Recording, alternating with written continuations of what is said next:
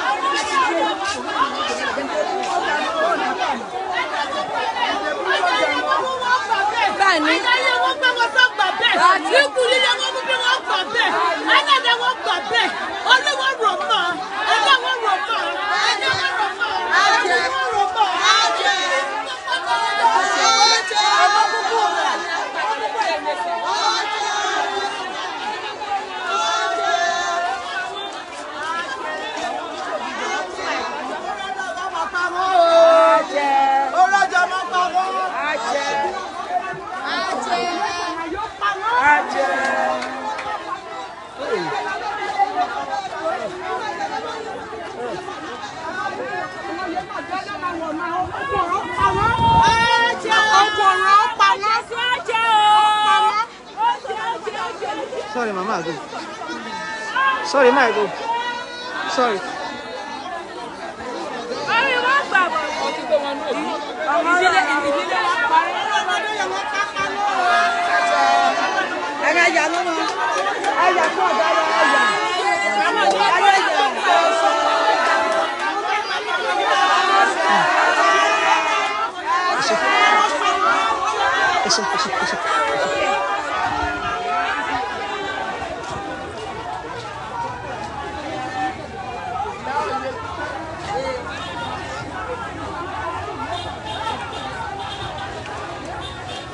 Sorry. Sorry.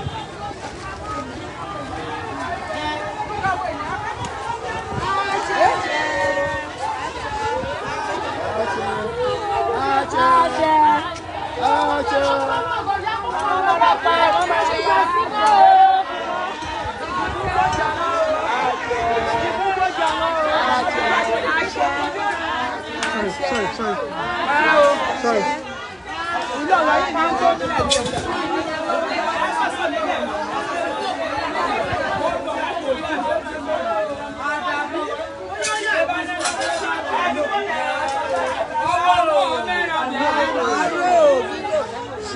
Epo, ẹ̀jẹ̀ pẹ̀lú wàdà yìí. Ẹ̀dọ̀gbẹ̀ tó wá.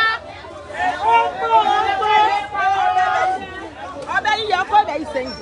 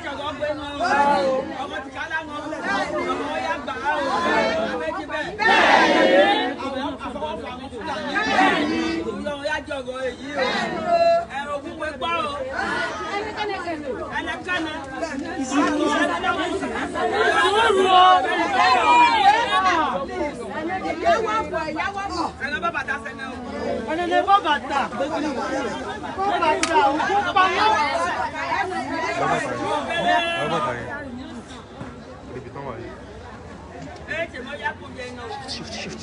Come on there.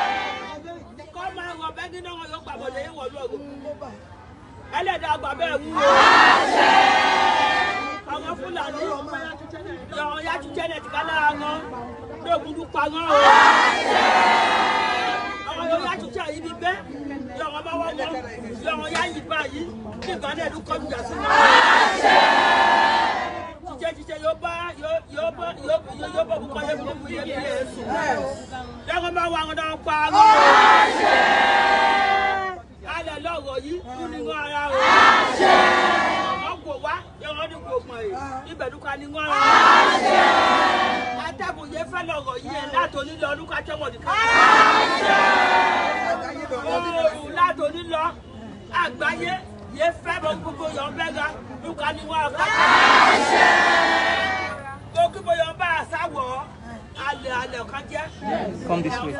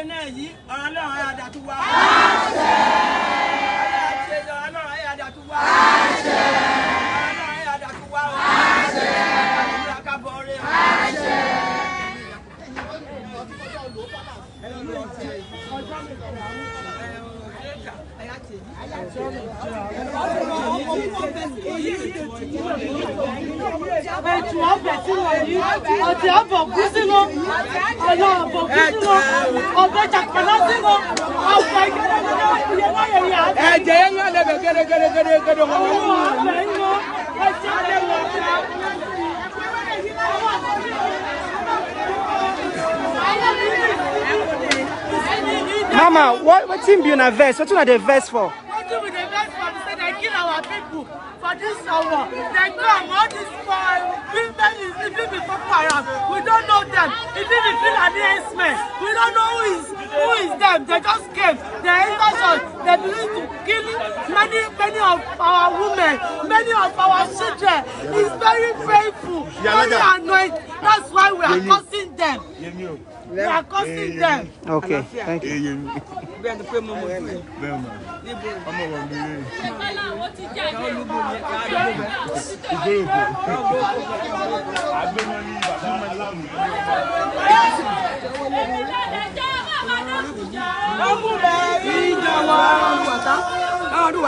So the protest continues to the palace right away, the palace of the king.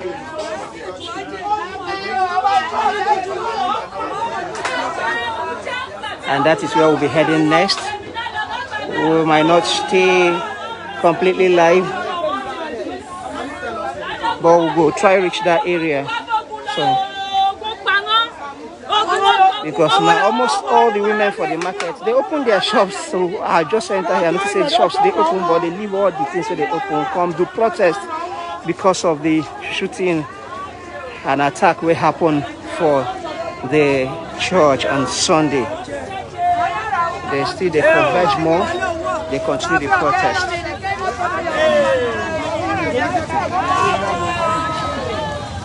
They are heading now to the palace of the king of the village. And that's the palace there. And they are all marching in.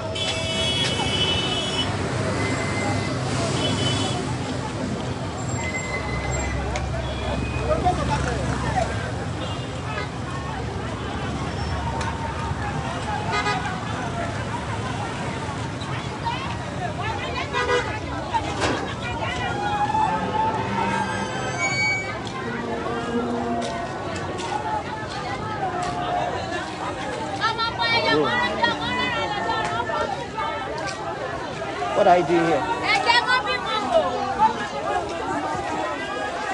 So this is the palace of the king of this Awon kingdom, and they are marching to go lay their complaints before the king. We'll not go follow them do that meeting session, but we'll come back to give on a live update of what we still observe for Awon after the attack will happen here on Sunday.